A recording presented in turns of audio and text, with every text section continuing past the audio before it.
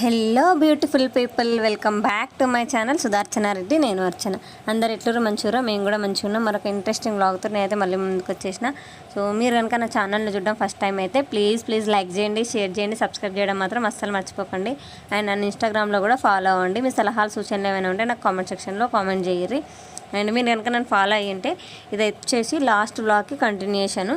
So నేను అమ్మవారికి ఒడిబియ్యం పోయడానికి శామర్పేటకి వెళ్తున్నా అని చెప్పిన కదా. సో దారి మధ్యలో మా కార్ టైర్ అయితే పంచర్ అయిపోయింది.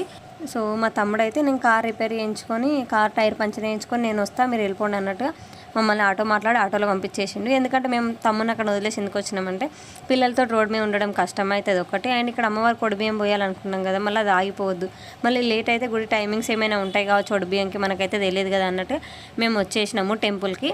సో ఇక్కడ నేను అన్నీ సర్దుతున్నాను అనమాట ఒడిబియ్యానికి కావాల్సినవి. ఒడిబియ్యం అయితే నేను ఇంట్లోనే కలుపుకొని వచ్చిన. ఇక్కడ జస్ట్ ఒక తాంబలంలో పోసుకొని ఒడిబియ్యం కావాల్సిన కుడకలు, పోకలు, ఖర్జూరాలు, గాజులు, అండ్ నేను తెచ్చిన చీర, అమ్మవారికి పువ్వులు అవన్నీ తీసుకొని నేను సర్దుతున్నాను అనమాట. ఒక తాంబలంలో సర్దిన చిన్న తట్టలో, బేసన్ తట్ట లాంటి దాంట్లో.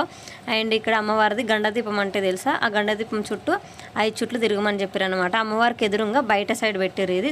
దాని చుట్టూ 5 సార్లు తిరగండి ఒడిబియ్యం పట్టుకొని అని చెప్తే నేను మా వారు 5 చుట్లు తిరుగుతున్నాము ఇక్కడ. అండ్ ఒడిబియ్యానికి టికెట్ ఉందంటే అది లోపల ఇస్తారని చెప్పారు. అండ్ మేము ఇంకా తీసుకొని లోపలికి వెళ్తున్నాము.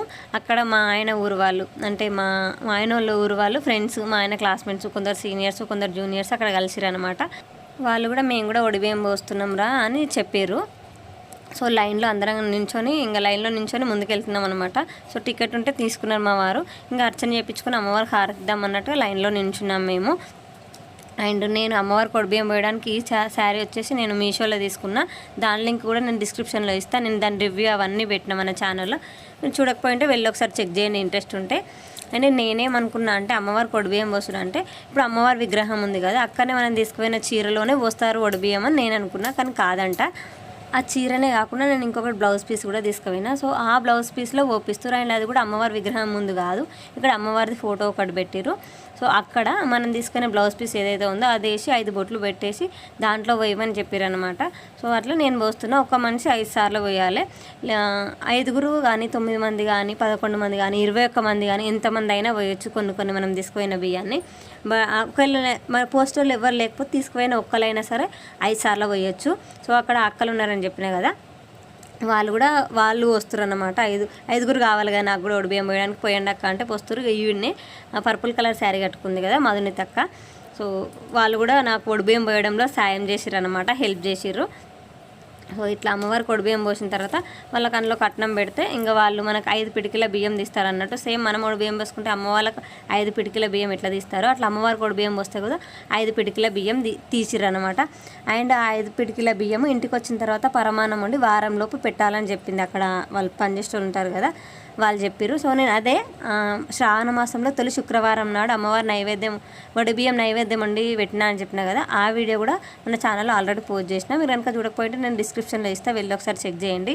సో ఆ అక్క వాళ్ళు బోనాలు కూడా చేసిరంట. ఇక్కడ ఆ బోనాలు అది ప్రసాదం అమ్మవారికి సమర్పిస్తారు. దర్శనం చేసుకొని వచ్చి అంటే అమ్మవారికి ఒడిబియ్యం పోసుకొని వచ్చి బయట కూర్చున్నాము. అక్కడ వేరే వాళ్ళు ఇట్లా శిగం వస్తారంటారు తెలుసా, దేవుడు వచ్చేటోళ్ళు. సో వాళ్ళు ఊగుతుంటే నేను పోయి అడిగినా అనమాట. సార్ తల్లి ఇట్లా మేము వస్తుంటే మాకు సడన్గా రోడ్ మధ్యలో పంచర్ అయింది బండి, ఇట్లా ఎందుకు అయింది, మేము మంచిగానే వచ్చినాం కదా నీ దగ్గరికి అని ఆవిడని అడిగిన అనమాట. నేను అడిగితే ఆమె చెప్పింది ఏంటిదే, నాకు కోడిపిల్లని కోస్తా అని చెప్పి కోడిపిల్లలు కోయకుండా సపరేట్గా వచ్చిండ్రు మీరు, అందుకని అట్లా చేసిన అని చెప్పింది ఆమె. అప్పుడు స్ట్రైక్ అయింది నాకు. ఒక 2 డేస్ ముందంటే 2 డేస్ అయితే మేము శామర్పేట పోతాం అమ్మవారికి ఒడిబియ్యం పోసుకున్నాం. ఆ డిస్కషన్ వచ్చినప్పుడు మా ఆయన నుండి ఇట్లా ఒడిబియ్యం పోస్తున్నాం కదా, మరి ఇట్లా ఏదైనా కోద్దామా, ఏదైనా నాన్ వెజ్ అని మా ఆయన అడిగింది అనమాట. ఆయన అన్నాడు కోడిని కోద్దామని.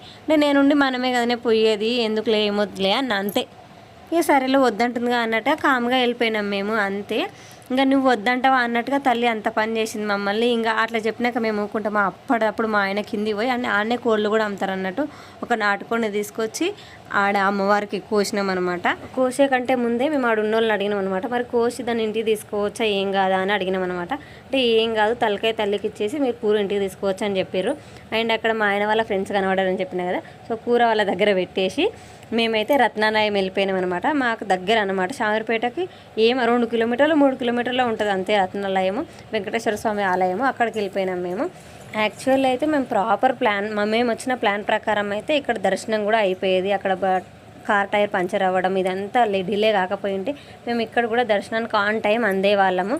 బట్ ఈ టైం వల్ల డిలే అయిపోయి ఇక్కడ గుడి ఏమంటే క్లోజింగ్ టైం అయిపోయిందన్నమాట. అంటే మూసేసిర్రు గుడి. మేము 2 o'clock వచ్చినాము. 2 o'clock గుడి తెరిచి ఉండదు కదా, ఏ గుడి అయినా కూడా. మేము ఆల్రెడీ రత్నాలయంలో దేవుణ్ణి దర్శనం చేసుకున్నాం ఇదివరకే. అది మాకు చాలా దగ్గర అనమాట, మా ఊరికి అలియాబాద్. సో శామర్పేటకు చాలా దగ్గర ఉంటుంది. అండ్ ఇక్కడ నుంచి మనకు సరస్వతి టెంపుల్ కూడా చాలా దగ్గర. బాసర తర్వాత మనకి అంత ఫేమస్ మళ్ళీ వర్గల్ సరస్వతి టెంపుల్. ఇక్కడ నుంచి జస్ట్ 20 to 25 kilometers వస్తుంది అంతే. అక్కడ కూడా పోవచ్చు మనం కరెక్ట్గా ప్లాన్ చేసుకుని వస్తే. యాక్చువల్లీ అయితే అక్కడ మధుని తక్క వాళ్ళని చెప్పినా కదా, వాళ్ళు అక్కడ పార్టీ చేసుకుంటారు అనమాట. అంటే యాటని తీసుకొచ్చి అక్కడ కోసి వాళ్ళు దావత్ చేసుకుంటారు అనమాట. వాళ్ళు మమ్మల్ని అక్కడనే ఉండమన్నారు అనమాట. తినేసి వెళ్దురు, ఇక్కడనే ఉండురు అని చెప్పారు. సో యాక్చువల్ అయితే నేను కూడా ఉందామనే అనుకున్నా. బట్ పిల్లలు చాలా సతాయిస్తారు. ఒకసారి ఇంకా వాళ్ళు ఇప్పుడు పార్టీ మూడ్లో ఉన్నారు, వాళ్ళ దగ్గర పోయి కూర్చొని మళ్ళీ సడన్గా మధ్యలోకి లేచి రాలేము. మళ్ళీ మాకు మేము సిటీకి రావాలి కాబట్టి అక్కడనే ఉంటే అక్కడే 5-6 అయింది అనుకోండి మాకు. మళ్ళీ వచ్చేటప్పుడు ట్రాఫిక్లో ఇరుక్కపోతాం అన్నట్టుగా మేము అక్కడికి వెళ్ళలేదు. ఇన్ కేస్ ఒకవేళ మీరు చూసి ఉంటే మధునితక్క, మీరు ఒకవేళ వీడియో చూస్తున్నట్టయితే సారీ, మేము యాక్చువల్లీ ఉందామని అనుకున్నాము బట్ ఉండలేకపోయినాము. వీఆర్ సో సారీ, ఏమనుకోకండి ప్లీజ్ ఉండనందుకు. మేము ఉందామని అనుకున్నాం కానీ పిల్లలు చికాకు చేస్తారు అప్పటికే, అందుకనే ఉండకుండా వచ్చేసినాం. ఇంకా మేము అప్పటికే 2 అయింది కదా, జస్ట్ ఇక్కడ రత్నాలయం వద్దాం అన్నట్టుగా మేము వచ్చేసినాం ఇంకా అక్కడ నుంచి. సో ఇక్కడ రత్నాలయం టెంపుల్కి అయితే వచ్చేసినాం మేము. ఇది అలియాబాద్ దగ్గర, శామర్పేటకు దగ్గర. అండ్ ఈ టెంపుల్ ఉన్న ప్లేస్ అయితే అలియాబాద్ అంటారు అనమాట. దీన్ని అలియాబాద్ చౌరస్తా దగ్గరనే ఉంటుంది టెంపుల్. ఎప్పటి నుంచో ఉందంట అక్కడ. ఆ టెంపుల్ గురించి సంబంధించిన ఏమంటారు ఆ హిస్టరీ అంతా బయట బోర్డ్స్లో పెట్టి ఉంది. అండ్ గుడికి పెయింటింగ్ వేస్తారు అనమాట. అక్కడ పనులు ఉన్నారు, పెయింట్ వేస్తారు. గుడి క్లోజ్ ఉంటుందని తెలుసు, అయినా కూడా ఉడికే గుడి బాగుంది కదా చూద్దాం అన్నట్టుగా పోయినాము.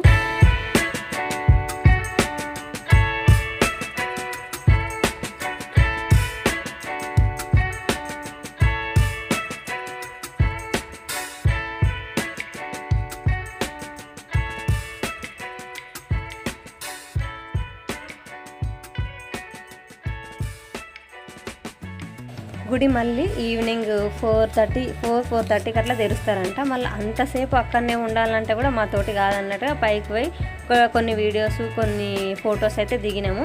అండ్ కిందికి వచ్చేసినాం అనమాట. గుడి అయితే ఒక 5 ఎకరాలలో ఉంటుందంట గుడి. చాలా అంటే పార్క్, గ్రీనరీ ఎక్కువ ఉంది. పిల్లలతో వస్తే బాగా ఎంజాయ్ చేయొచ్చు. అండ్ నైట్ పూట కూడా బాగుంటుంది అంట గుడి వ్యూ. లైట్స్ పెట్టి ఆర్డర్ పెట్టి అంతా చాలా బాగుంటుంది అంట నైట్ పూట వచ్చినా కూడా. అంటే ఈవినింగ్ మనం 4:30కి ఆ టైంకి అంతా వస్తే పిల్లల్ని తీసుకుని మంచిగా ఎంజాయ్ చేస్తారు. ఎందుకంటే పార్క్ ఉంది కదా, మెయిన్ థింగ్ పార్కు, చెట్లు అంతా గ్రీనరీ చాలా బాగుంది గుడి అయితే.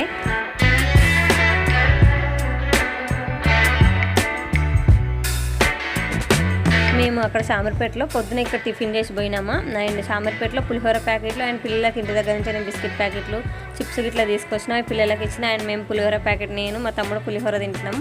మా వారు సమీక్ష ఆల్రెడీ రోడ్ మీదనే మీల్స్ తినేసిరు కదా వాళ్ళిద్దరు, సో వాళ్ళు తింటలేరు. సో పిల్లల్ని తీసుకొని మనం ఈ టెంపుల్కి వస్తే మార్నింగ్ వచ్చినా కూడా ఏమన్నా వండుకొని తీసుకొని వస్తే మంచిగా ఎంగేజ్ చేయొచ్చు పిల్లల్ని. వీకెండ్స్లో ఆడుకోవడానికి వాళ్ళకు ఉయ్యాలలు కానీ, దాన్ని ఏమంటారు ఇట్లా జారుడు బండ లెక్క ఉంటాయి కదా, దాన్ని ఏమంటారో ఆ జారుడు బండ కానీ చాలా బాగుంది. మంచిగా ఎంగేజ్ చేయొచ్చు పిల్లల్ని అయితే. ఈ టెంపుల్ అయితే మనకి గోదాదేవి అండ్ పద్మావతి అమ్మవారికి అంకితం వాళ్ళ ప్రేమకు గుర్తుగా ఈ టెంపుల్ కట్టించారంట. తీసుకున్న పులిహోర తినేసుకొని వాటర్ ఇట్లా తాగేసి కొద్దిసేపు అక్కడ ఎంగేజ్ అయ్యేసి ఇంకా రిటర్న్ అయిపోతున్నాం మేము. ఎందుకంటే 4 దాకా ఉండలేము, ఇంకా 4 దాకా టెంపుల్ కోసానికి చూసుకుంటూ ఉంటాం. ఎందుకంటే అది మా ఊరికి పోయే రూటే కదా, ఎప్పుడైనా చూసుకోవచ్చు అన్నట్టుగా ఇంకా మేము పోలేదు. మేము ఇంకా రిటర్న్ స్టార్ట్ అయిపోయినాం. మళ్ళీ సిటీకి వచ్చేసేయాలి, మళ్ళీ ట్రాఫిక్లో ఇరకపోతే బయటపడడం అన్నట్టుగా వచ్చేసినాము. అండ్ పొద్దున్న నుంచి ఇంత తిరుగుతుంటే మనకి అది పడాల్సిందే. ఏంటిదంటే మా బూస్టర్ అనమాట, ఛాయ్. దానికోసానికి చౌరస్తా మీదనే బాగుంటుందంట, ఇరానీ ఛాయ్ ఉంటుందంట ఇక్కడ, బాగుంటుందని మా తమ్ముడు చెప్తే ఇంకా అక్కడ ఆగినాం అనమాట ఛాయ్ కోసానికి.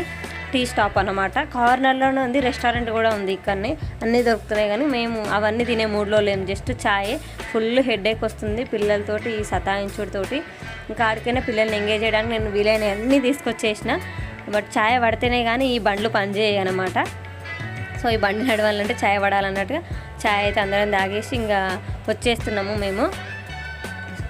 అసలు అమ్మవారి మహిమ అంటే అమ్మవార్లకి ఏదైనా అనుకొని మనం చేయకపోతే వాళ్ళు మాత్రం అస్సలు ఓర్చుకోరు అనమాట, అసలు భరించరు అమ్మవార్లు.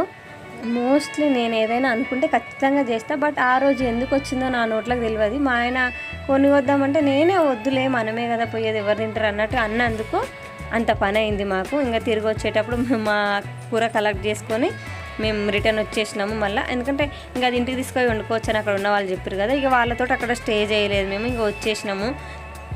ఇంకా ఎందుకంటే ఇంటికి వచ్చి మళ్ళీ మేము బర్త్డే పార్టీ చేసుకోవాలి కదా, మళ్ళీ ఈ కూర వండుకోవాలి, ఇదంతా ఈ పిల్లల్ని కూల్ డౌన్ చేయాలి, ఇంత రచ్చ ఉంది ఇంటికి వచ్చిన తర్వాత నాకు అన్నట్టుగా మేము ఇంకా వచ్చేసినాం ఇంటికి. ఇంటికి వచ్చేటతో మా తమ్ముడు అయితే ఇట్లా పడిపోయింది అనమాట. ఎందుకంటే అంత స్ట్రెస్ అయిపోయింది పాపం, వాడు బాగా స్ట్రెయిన్ అయిపోయిండు. ఎందుకంటే కార్కి స్టెప్ని మార్చడం అదంతా బాగా స్ట్రెయిన్ అయిపోయిండు, ఇంకా అందుకనే పడుకుండిపోయిండు వాడు. అండ్ మా ఫేస్లు కూడా వాడిపోయి ఇట్లా వాలిపోయినాయి అనమాట, ఫుల్ రెస్ట్లెస్ అనమాట. సో నా బర్త్డే పార్టీ నైట్ ఎట్లా జరిగింది ఇవన్నీ నేను నెక్స్ట్ బ్లాగ్లో షేర్ చేస్తాను. So that's it for the video. మళ్ళీ వీడియోలో మళ్ళీ కలుసుకుందాం. అప్పటిదాకా చూస్తూనే ఉండరు సుదర్శన రెడ్డి, నేను అర్చన.